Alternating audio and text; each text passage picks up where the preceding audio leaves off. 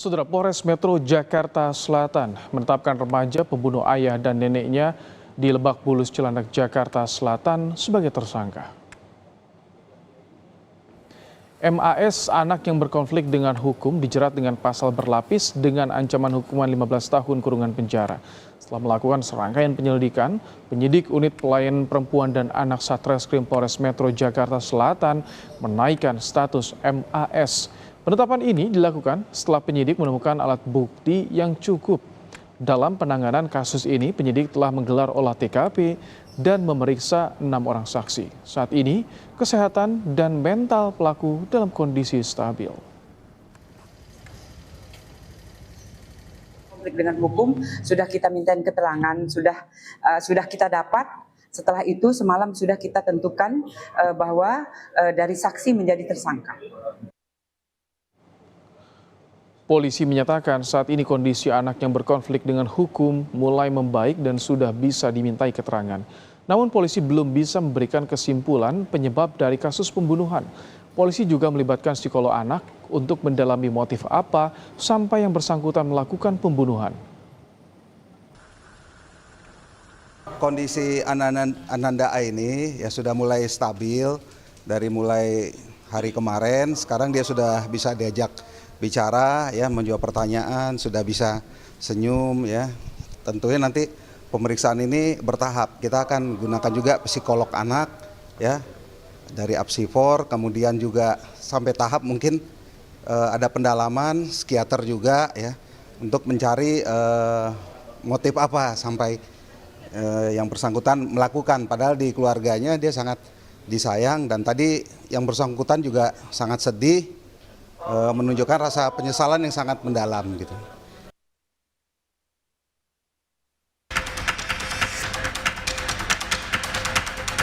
Anak yang berhadapan dengan hukum dalam kasus pembunuhan ayah dan nenek di Lebak Bulus, Jakarta menyesal atas tindakan yang dilakukannya. Kondisi mental sang anak belum stabil sehingga belum bisa dimintai keterangan lebih dalam. Menteri Pemberdayaan Perempuan dan Perlindungan Anak, Arifah Fauzi, memberikan perhatian dan menaruh keprihatinan mendalam atas kasus yang menimpa sang anak. Menteri mendatangi Mapolres Jakarta Selatan Sabtu sore untuk memastikan penanganan kasus ini komprehensif terhadap sang anak.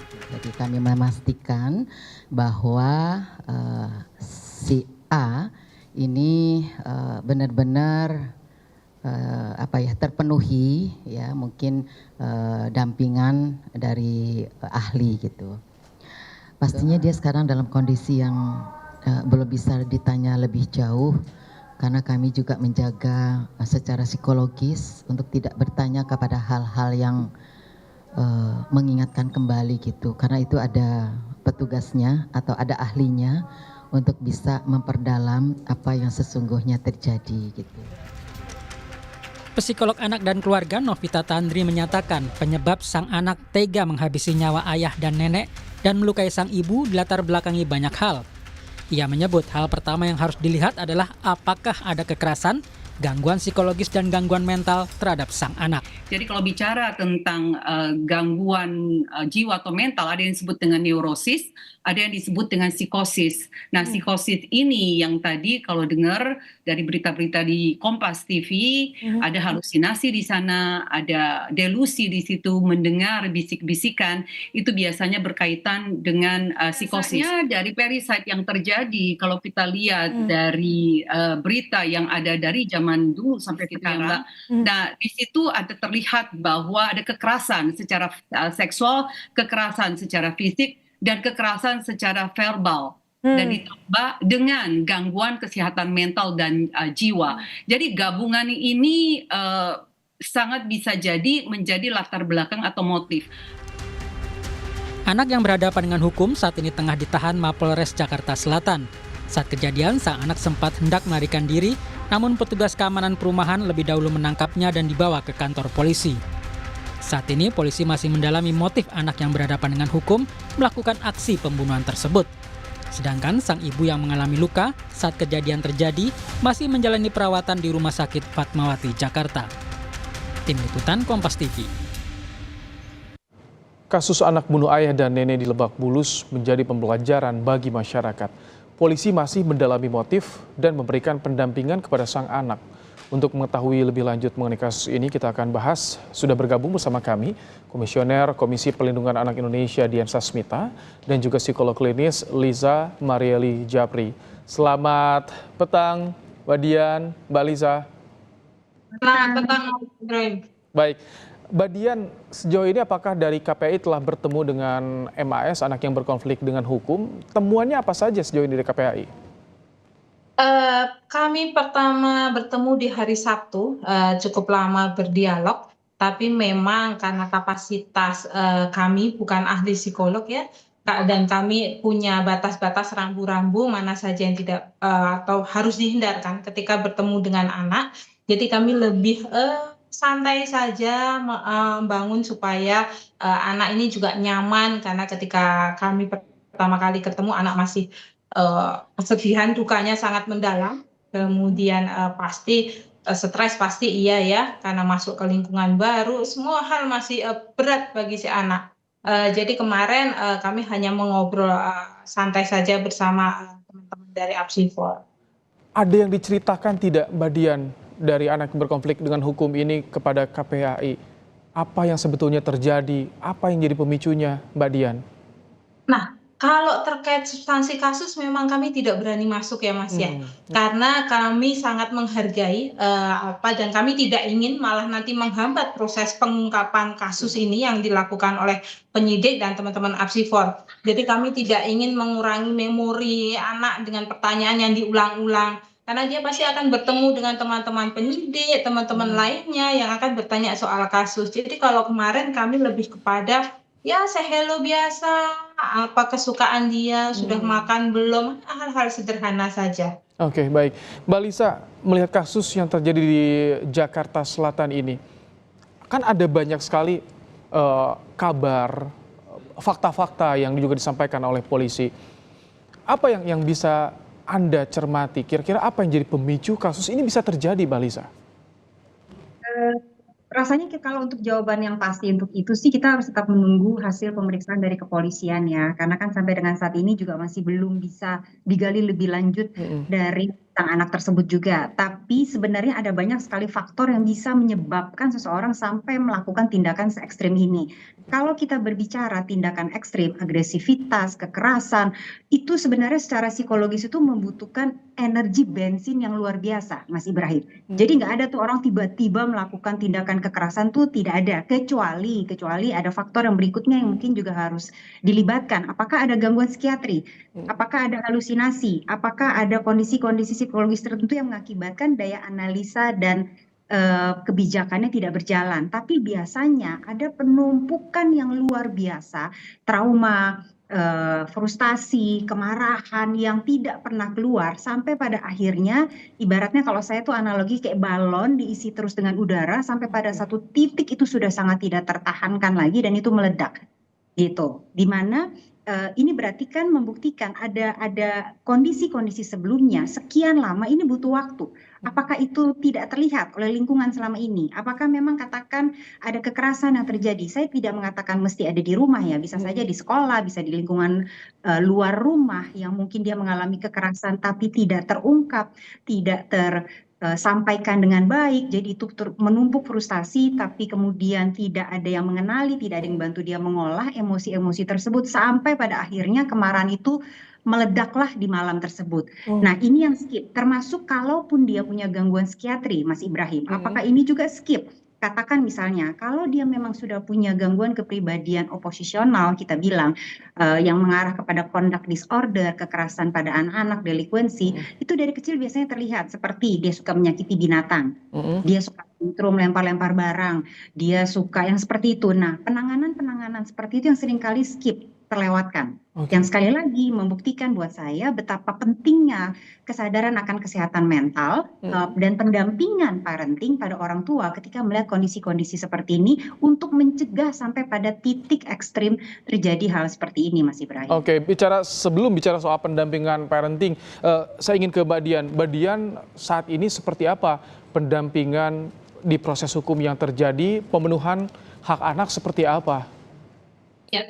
Ya, Mas. Jadi hari Sabtu kemarin anak sudah didampingi oleh pengacara yang difasilitasi oleh Dinas Perlindungan Anak DKI, kemudian sudah ada PK Bapas, ada juga pekerja sosial dari KPPA. Jadi para pihak sudah datang, bahkan hari ini pun dari pendidikan, Dinas Pendidikan juga sudah merapat juga untuk memastikan meskipun dia anak berkonflik dengan hukum, namun hak atas pendidikannya harus tetap terpenuhi. Nah, ini adalah beberapa upaya yang dilakukan oleh pemerintah, kolaborasi banyak pihak ya, memastikan meskipun dia statusnya anak konflik hukum, hak-hak dasarnya tidak boleh diabaikan.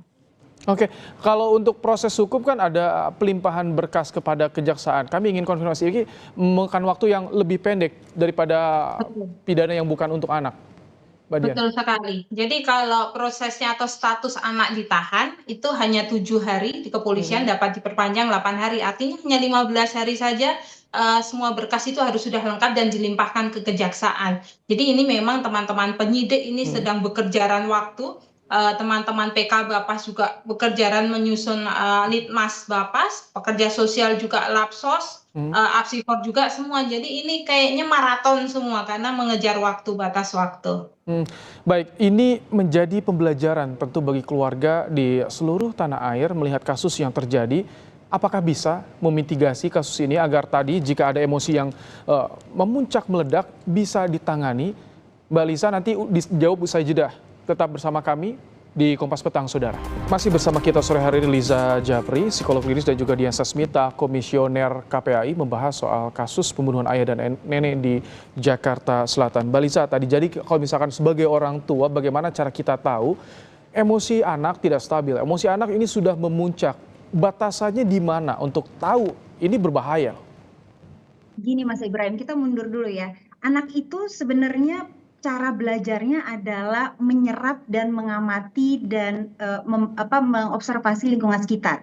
Jadi sebelum kita mengatakan gimana kita bisa paham nih anak tuh sudah sampai pada tahap emosi yang memuncak, bahwa dia tidak punya pengelolaan emosi yang baik. Nah, kita lihat dulu lingkungan kita. Apakah orang-orang sekitarnya punya contoh pengelolaan emosi yang baik nggak? Jangan-jangan ada di sekitar lingkungannya yang kalau marah melempar-lempar barang, atau bahkan mukul, atau bahkan teriak-teriak misalnya. Nah, ini kan bisa menjadi salah satu kerentanan tersendiri buat anak. Itu satu. Yang kedua, apakah anak punya kedekatan yang positif dengan orang sekitarnya? Balik lagi ya, kita tidak membebankan hanya pada orang tua, tapi lingkungan sekitar secara keseluruhan.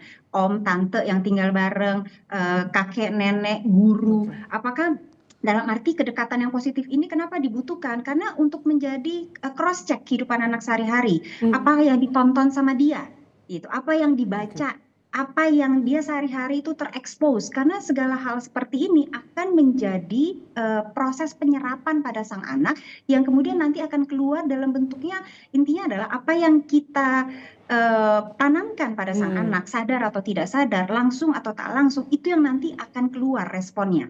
Jadi itu yang harus kita perhatikan. Nah, kalau pertanyaannya apakah terlihat tanda-tanda awal dulu deh anak sudah sampai pada tahap emosi memuncak, katakan kalau anak-anak apakah ada kemunduran kemampuannya dia, misalnya tadinya sudah tidak ngompol lagi gitu kan, berarti apakah ada kecemasan tersendiri, apakah yang tadinya senang bersosialisasi jadi sekarang mengurung diri, apakah tiba-tiba mulai toto dia lagi nonton sesuatu atau sekedar main game saja, toto teriak kenceng banget dan lempar barang. Nah, ini kan berarti udah ada tanda-tanda frustasi tertentu.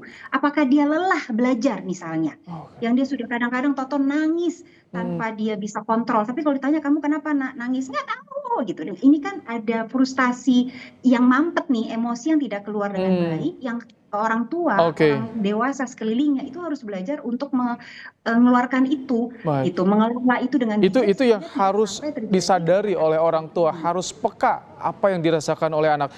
Mbak Dian, bicara soal proses hukum yang saat ini tengah berlangsung, dari KPAI kan sudah bertemu sejak hari Sabtu. Apakah ketika bertemu ini MAS ini anak berkonflik dengan hukum, sadar ayah dan neneknya telah tiada, apakah ada penyesalan yang terjadi saat ini, Mbak Dian? Kalau penyesalan pasti ya, tapi kalau kami kemarin benar-benar tidak berani masuk ke pertanyaan apa yang sudah terjadi kemarin. Kamu kemarin ngapain? Apa perasaanmu atas kejadian kemarin? Kami benar-benar menjaga itu.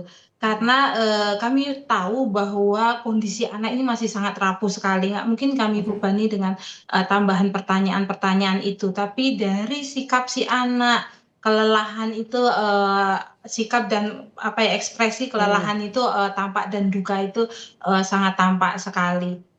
Namun tadi Mbak Lisa sangat menarik sekali menyampaikan dan mengingatkan kita bahwa kita orang dewasa sekitar anak ini perlu punya keterampilan untuk identifikasi dini terhadap perilaku-perilaku anak ini.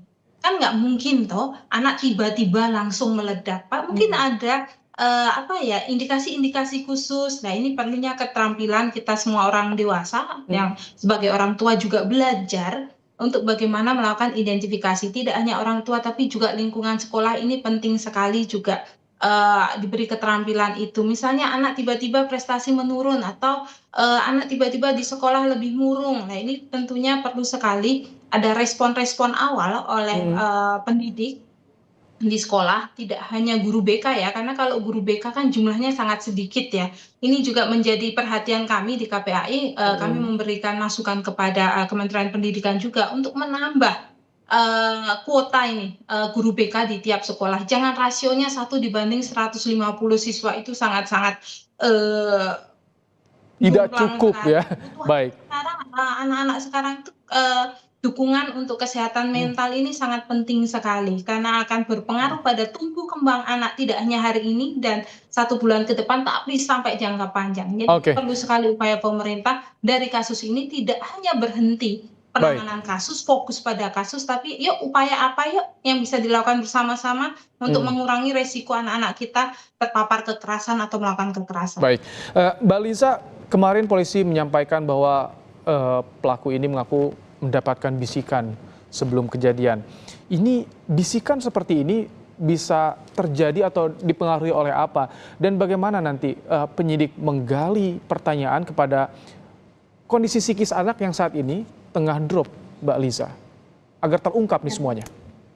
Iya, kalau kita berbicara bisikan, pertama yang harus dipastikan apakah itu benar atau tidak. Itu biasanya kalau kita ada SOP-nya ya, dari psikologi itu biasanya nanti ada alat-alat tes untuk membuktikan apakah memang benar ada bisikan. Kalau misalnya memang benar ada bisikan, berarti dia mengalami gangguan psikiatri tertentu. Gangguan psikiatrinya apa ya harus kita gali lebih lanjut lagi tentunya. Tapi seringkali bisa saja gangguan itu karena terpengaruh habis nonton apa dan kemudian mendengar bisikan tersebut merasa demikian, atau dia sebenarnya tidak punya gangguan halusinasi tapi dia ada frustasi tertentu yang karena habis nonton apa jadi terpengaruh. Nah, ini yang harus kita bedakan. Nah, ini butuh sekali pendampingan dan juga harus ada yang kita sebut sebagai anamnesa wawancara, observasi, intake data yang dilakukan pada orang di luar anak. Bagaimana dia sehari-hari? Misal, kalau memang betul dia punya gangguan halusinasi, mungkin dulu-dulu sudah pernah terungkap, misalnya dengan temannya dia ngomong misalnya, kemarin Tuhan ngomong sama aku. Nah, itu kan sudah ada tuh sama gurunya. Tadi malam aku ngobrol dong sama Tuhan. Nah, gitu kan, ini Tuhan bicara sama aku gitu, dalam kondisi yang bukan hanya sekedar lagi berdoa ya, tapi dia meyakini benar-benar mendengar suara Tuhan dan itu sudah pernah terungkap sebelumnya. Oh, berarti benar dia kecenderungannya sangat besar punya gangguan halusinasi misalnya. Ada gangguan delusi juga mungkin. Nah, ini yang harus digali lebih lanjut. Jadi kalau kita berbicara kasus anak, sebenarnya tidak hanya anak yang kita fokuskan dan kita kejar terus untuk mencari datanya, tapi lingkungan sekitar itu harus juga untuk dilakukan aloanamnesa. Oke, baik. Terima kasih Mbak Liza Marieli Japri, psikolog klinis, dan juga Dian Sasmita, anggota komisioner KPAI, telah bergabung dalam program Kompas Petang sore hari ini.